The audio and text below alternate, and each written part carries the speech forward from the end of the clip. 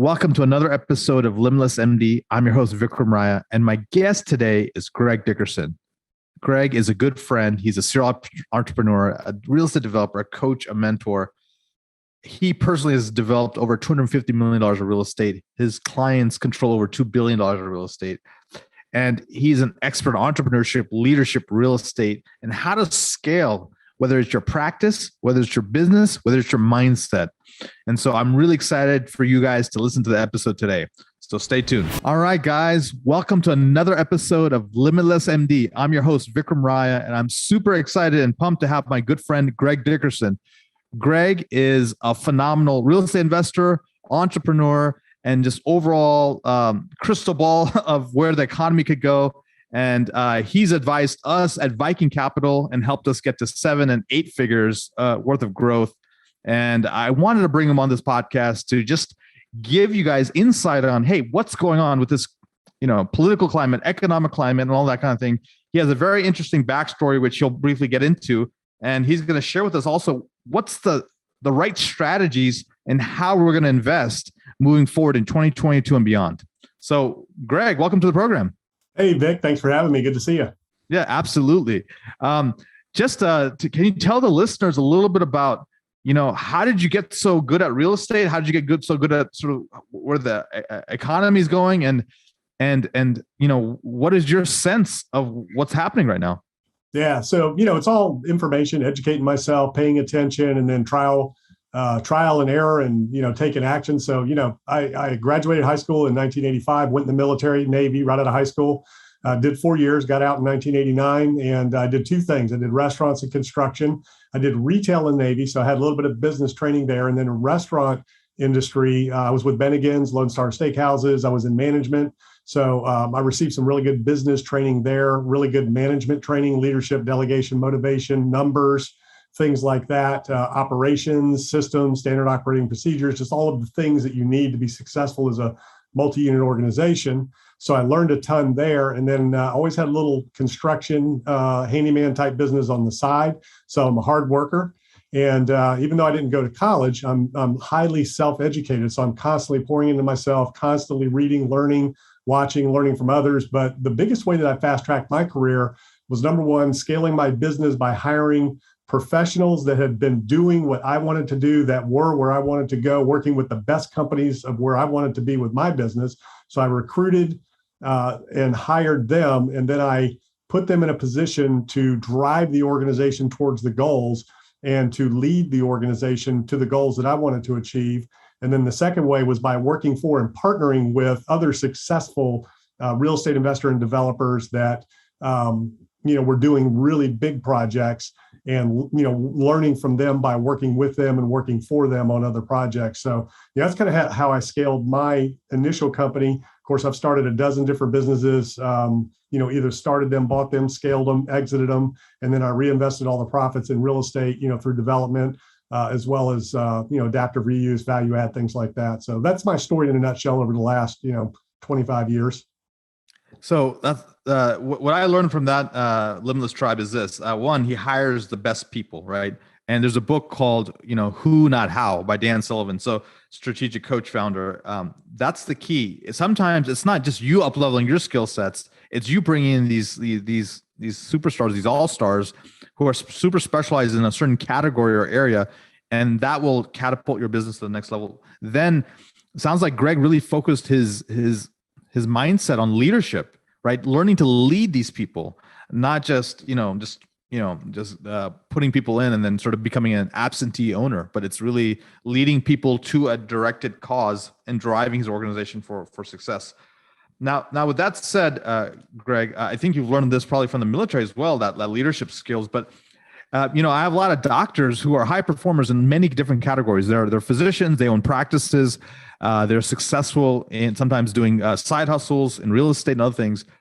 What do you think are maybe the top 3 skills that these kind of entrepreneur physicians need to be successful moving forward?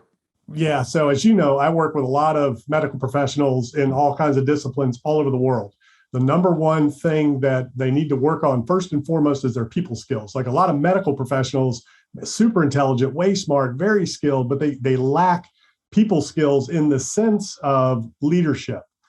Those core essential leadership skills, which are communication, empathy, and then more importantly, delegation. And the hardest thing to do for a lot of people is to understand how to delegate effectively and efficiently. Bringing the right people in, putting them in the right position, and letting them do their job. Now, in the medical profession, a lot of different ways, you can't let people make mistakes, right, with certain things. But in business, you have to allow people to make decisions and make mistakes so they can learn from them and grow. And I think that's the biggest area where medical professionals kind of disconnect, because they're afraid to let people make a mistake. Because in your world, if somebody makes a mistake, I mean, somebody can lose their life. In business, it's just a little bit of money or something. So those are some of the areas that I find that medical professionals really need to focus on, is those people skills, those communication skills, the leadership skills, which really boils down to delegation. Leadership comes down to delegating efficiently. In other words, you need to remove yourself from the organization. It needs to run better and more efficiently without you than it does with you. And you need to empower people to make decisions, make mistakes, and grow and scale that organization for you. Yeah, that's amazing. And that's exactly, he's helped us in our organization. We, my partner and I, Ravi, in our company, Viking Capital, we came in as like, hey, we're sort of solopreneurs, sort of a small mindset attitude. And we had big aspirations, but we thought we had to do everything. And what the number one thing I've learned from all the business books, the strategists, mentors, and coaches has been learning to create the business system. And it's not a solopreneur. I'm not a super specialist. I'm actually going to become a leader, and I'm going to be an owner and not an operator. And to do that, it's building the systems in. So as these doctors, either they own their clinics and they want to scale and do multiple clinics, or they want to, maybe they're doing real estate, but they're doing like a single family home here, a duplex over here, a fix and flip, a short-term Airbnb. Either way, how are they going to take their business to the next level? How do they 10X themselves? Yeah. So it's like I said, in terms of number one, understanding you have no limits. That's number one. I think your podcast is limitless, right? That's right. Yeah. So number one, it's really fully understanding that you have no limits. And what does that mean? So obviously we're limited from the standpoint of, you're a cardiologist. So you can't just go be a cardiologist. You've got to go to school, get the training and all of that. So once you've got that training, well, now you're not limited. You can do that to the best of your abilities that you have. And what we all need to understand is the only thing that limits us is what we know. And more importantly, what we don't know. That's the only limitations we have. So you need to get that education. You need to get that understanding of what it is that you want to do, so that you can perform. And then once you understand that and apply that to the action, the hardest thing for people to decide what it is what they want to do. I mean, that's the hardest thing to do, is understand, what is it that you really want? What do I really want? Do I want to be a $1 billion company? You guys had the $1 billion assets under management goal. So the first thing we looked at was, okay, who do you need to become as an individual in an organization to reach that goal? Number one, decide what it is you want to do and be. Number two, decide who it is you need to be in your organization, what that needs to look like. And then number three, what are the 2 or 3 things that you need to be focused on every single day to really move the needle towards that goal? And that's, the biggest things. And it's really 3 simple things. What do you want to be? Who do you need to become to get there? And what do you need to be doing every day? And throw away everything else. Where most people, especially people in the medical profession, you're used to doing everything yourself. So you can get caught up in all those little details that really aren't going to move the ball forward to where you need to go. You need to focus on the big picture, put the people and the systems in place to get you there. And then you focus on the 2 things or 3 things that you need to get there. So if you want to 10X your practice and grow multiple locations, or your real estate investment business, you need deals and you need money. That's what you need in order to do that. So without the deals, without the money, you got nothing. That's all you should be focused on. And then really you should drill it down to where you're focused on the one thing and whatever fits your skill set the best. And for most people, it's, finding the money, putting the deals together, sourcing deals, underwriting, all that can be filled in very easily. But usually it's the finding the money and creating those relationships of the investment opportunities. That's the highest and best use of the operator's time. So it's really understanding those 3 key things that will get you there the fastest. Yeah, I always say that, the greatest skill set of any entrepreneur is the ability to raise capital. And so like that, if they could learn how to master that skill set, that's great. Another thing I've learned really is communication, learning to communicate effectively in social media, in, emails, in verbal communication, pitches, discussions with one-on-one with investors or patients or clients or partners. So, and internally, the yeah. vision of the organization of where you want to go. As the leader, you have to be able to not only see it, and when I say see it, I mean literally see, what does that organization look like? What does the building look like? The people in that organization, what are you wearing? What are you driving? Where are you going? What does that deal look like you're going to do? You have to be able to visualize that. And then you need to be able to articulate that to your team. We want to be $1 billion assets under management. We want Class A core assets, $50 to $100 million in these cities. This is what they look like. This is how we execute. And you got to see it, and you got to be able to communicate that to get the buy-in from the team. So, those are the elements that are extremely important when it comes to communication. So I'm going to shift gears a little bit, Greg, and then we're going to talk about, the Federal Reserve has said they're going to try to raise interest rates. We see the oil prices, being at all-time highs, and then we see the political instability with the aggressive actions by Russia entering Ukraine. Now, as a typical investor, let's say, I have, a net worth of a couple of million, or, I'm making a couple $100,000 a year, whatever that is, as either a high performer or as a high income earner as a physician. Or how do I position myself, and how do I interpret these events, and how do I move forward? Yeah. So right now we're in a very unique time in history. And I went through 2008 and 9, and I was coming into my business back in the, late 80s, early 90s, when we were having some issues in the economy then. So I've seen a couple of cycles, and we're coming off the longest boom cycle driven by quantitative easing, low interest rate policy that we've seen in a long, long time. And we avoided a depression with those actions. So now the Fed has to unwind that, and they have absolutely no choice because inflation is so high. So number one, if you're making a couple $100,000 a year, you're feeling inflation. You're feeling it, and like a lot of other people at different levels aren't really feeling it because above a certain income level, you're just not really even paying attention. And hedging against inflation isn't really a consideration. I mean, once you have a certain amount of liquidity, inflation's negligible. It doesn't even matter. And, it's cyclical. But right now, real inflation at the consumer level is probably 10 to 15%, if not more. And that means housing costs, fuel, food, all those types of things, where the Fed's been reporting this 6 to 9%, inflation that they've been looking at. It's in the double digits, and it has been for a while. They've been ignoring it, saying it's transitory. So the first thing to understand is, inflation's not going anywhere. It's going to take a couple of years to get it back under control. They can't raise rates and it immediately goes away. It's an effect that takes a good couple of years to get it under control. So the income is, going to erode from that standpoint exponentially. And then when you're looking from an investment standpoint, in turbulent times like we're in right now, where the markets and assets around the world, this is a global thing, it's not just the United States, are going through a deleveraging cycle, meaning all of that liquidity that's been pumped into the markets and into assets now has to come out because it's not going to be there to be propped up and supported anymore. So the markets and assets are going through a deleveraging, meaning the liquidity is coming out and stopping. Then it has to go through a repricing based on where interest rates are, valuations, things like that. So we've seen equity multiples through the roof on companies. We've seen asset prices of real estate through the roof. So all those things are going to get repriced according to new Fed policy and new interest rate policy. And, the biggest hurdle that we have coming up is stagflation, which is, high inflation, low growth, which as inflation increases, it affects people's ability to spend, which affects the amount of money companies are taking in, which affects what they're going to produce. Everything kind of, it's a self-fulfilling prophecy. So we've got to go through this cycle, which we go through about every 15 years.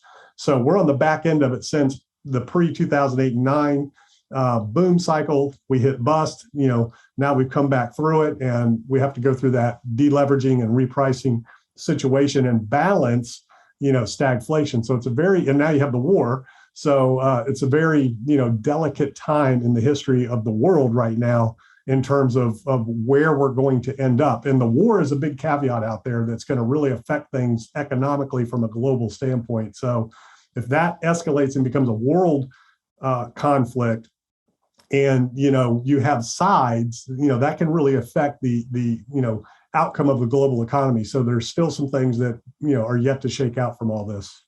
Mm-hmm. Do you still feel optimistic about where we're going as a country? Well, yeah, I mean, I'm always optimistic. There's certain obviously policies I don't agree with and, things that we're doing and stuff like that. Number one, we have to be self-sufficient when it comes to energy. We cannot rely on anybody else. We're seeing that play out. We've known that all along. So we have to become, energy efficient. We have to become more reliant, on our own energy and, self-reliant in a lot of different ways, and just understand that the world is not a safe place. And you just can't trust, these other governments that have proven to you that you can't trust them. So, in that sense, I'm very optimistic because we're reversing course on a lot of these policies quickly right now. The other thing is watching the world, not just the country, but the world come together behind this situation and realize, wait a minute, we want peace. We don't want to be heading down these roads of this divisiveness and things like that. So, I'm always optimistic. I'm always looking for a bright side, but this is a very dangerous time and situation right now. Yeah, absolutely agree. But you're right about the world coming together. I mean, I've seen a lot of solidarity, even across the aisle here. The Democrats, Republicans have, realized that, hey, the common enemy is, this instability created by Russia. And so, yeah, and you got to have balance, right? So I'm all for, hey, let's eliminate a reliance on oil, but we can't rely on outside sources until we get there. So let's make our own path. Let's create our own energy supplies while we work to eliminate some of those things that are harming the environment. But you can't just scrap everything else and say, well, we're just going to focus on this, this one thing, because it just doesn't work that way. So, a lot of my guests, I always ask this question. So I'm going to ask it to you, Greg. What is one of the best or most worthwhile investments you've ever made? And this could be either money, time, energy, et cetera. Just investing in myself. I mean, they're that exponentially investing in myself and investing in others. So you got to put it in here first to be able to pour it out. And as medical professionals, that firsthand every single day. You are the product of investing in yourself, and then by helping and healing people, you're giving back and you're investing in them. I mean, there just is no better investment than investing in yourself and investing in other people, and the dividends that pays, like what you've been able to do through your organization from a philanthropic standpoint, because of the scale that you are now at since we started working together. And, to me, that's why I do what I do, because you can impact the world well beyond even what I can even comprehend based on what you're able to do now. And you're only scratching the surface of everything you're going to be able to do once you guys get to the next level. So, to me, there's just no other reward better than that. There's a lot of good advice out there, but there's also a lot of bad advice. So what are some bad recommendations you hear from sort of the economic community, the real estate community, or sort of the coaching community in your area of expertise that you think is not good advice? So really the question is, what are the bad recommendations you hear in your profession? When as far as bad recommendations, just thinking everything goes up, just thinking whatever, prices go up, rents go up, assets go up. I mean, everything doesn't exponentially go up forever. Things work in cycles. Good times never last, bad times never last. So, I mean, that's really, as far as bad advice goes, there's some people out there that tell you that, bull markets just never end, that things just keep going up and up and up. And generally that's, people that haven't been through it yet, So, I mean, and the other worst advice you can hear is, don't listen to somebody just because you don't agree with their opinion or whatever. I don't know that anybody's ever given me that advice, but, you want to listen to all sides. You want to listen to all opinions, and you want to, form your own realities based off of what you're seeing and take all that in. But, I don't really get bad advice, I guess. Most of the people I talk to and listen to and take advice and get advice from, it's generally good advice.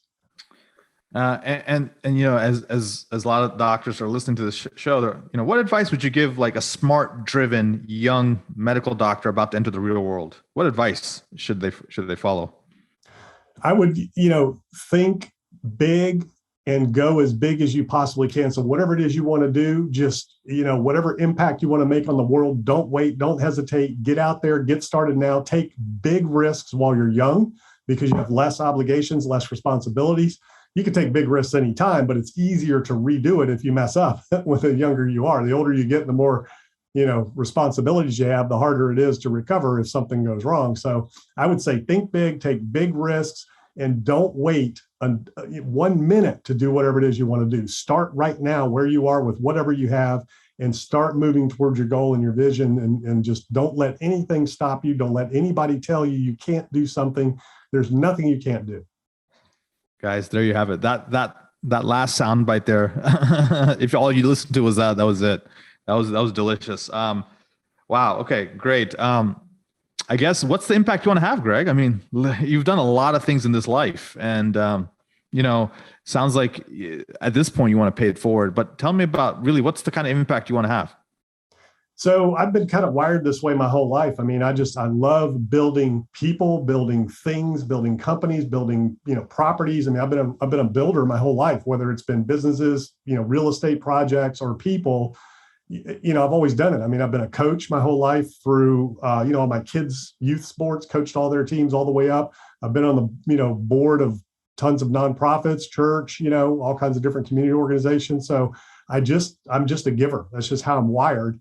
And I love to do things. I love to do big things, and I love to make things happen, from businesses to events, nonprofit events. I mean, in the areas that I've been involved, I pulled off some of the largest, nonprofit events that have never been done before, and, things like that. It's just, to be able to impact and influence people that have impact and influence, to me, that's the thing. So I like to influence the influencers, impact the people that are impacting, because the reverberation of that around the world is just huge and phenomenal. And, I wish I could just snap my finger and fix all this mess that's going on, so you have to start where you are and just kind of work it that way. So, I just love helping other people achieve their goals. I mean, that's just tickled me more than any deal I could ever do, is just watching people grow and thrive and realize that they can do what they never thought they could do and reach these levels they never thought they could reach. I mean, it's just, to me, that's what just drives me every day.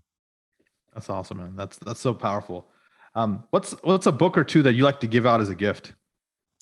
So the core books for me, like from a business standpoint, obviously, and especially for medical professionals that, are trading time for money, Rich Dad, Poor Dad is a great one. Now, Robert Kiyosaki's going a little bit off the deep end as he gets older, but, his early books are pretty good. So Rich Dad, Poor Dad is a great book. And that was one of the first ones I read to really understand investing in businesses to generate cash flow to invest in other assets. So I created businesses so that I could generate cash flow to invest in other assets. And that's how I grew and scaled. I wanted to be Rich Dad. I didn't want to be Robert Kiyosaki. I wanted to be his dad in the story. That's one. Obviously, how to win friends and influence people. That's huge, from communication, people skills, things like that. Think and Grow Rich by Napoleon Hill, Power of Positive Thinking by Norman Vincent Peale.